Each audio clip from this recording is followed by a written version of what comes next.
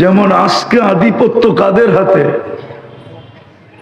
টাকা যার কাছে আছে ওই বলতে পারে টাকা ছিটাইলে কাঠের মূর্তিও হা করে, হা।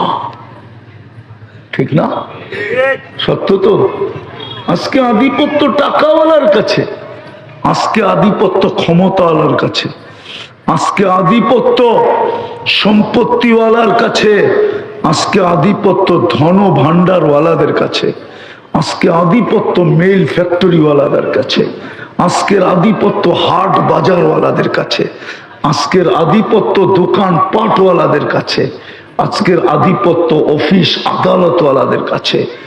ও গরিব যদি জীবন গড়তে পারে, কালকের কিয়ামতের আধিপত্য হবে গরিবের হাতে, গরিবের।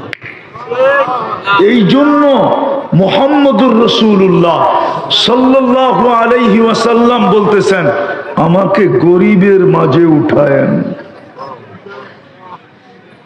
পুরাটা বলবো? গরিবদেরকে ফেরেশতা ডাকবে, হিসাব দিতে আয়।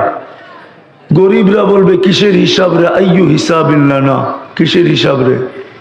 মালই তো দেয় না, দুনিয়া তো মাল ছিল না, কিসের হিসাব?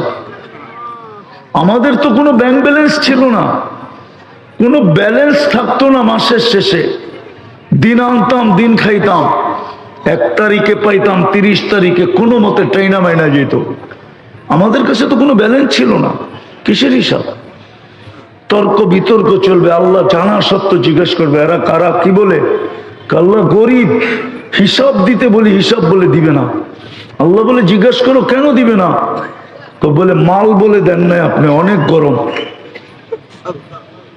আল্লাহ বলবে সাদাকু, এরা সত্য বলছে, মাল দেই না। শুনতে দেরি, ঐক্য জোট হইতে দেরি হবে না, কিয়ামতের মাঠে ঐক্য জোট হবে। মিছিল করবে, মিছিল। আইয়ু হিসাবিল্লানা মা আতানাল্লাহু মালা, কিসের হিসাব রে? মালই তো দেয় নাই। কিসের হিসাব রে? মালই তো দেয় নাই। তো বলবে আল্লাহ গরম, খুব গরম, কি করব? তা আল্লাহ বলে কানে কানে বইলা দে, ইনতালিকু ইলাল জান্নাতি বিগাইরি হিসাব ওয়ালা কিতাব, চুপে চুপে যেন জান্নাতে চলে যায়, হিসাব কিতাব নাই। হিসাব কিতাব এদের নাই, চলে যেতে বল। এরা থাকবে তো কিয়ামতের মাঠে গঞ্জাম করবে।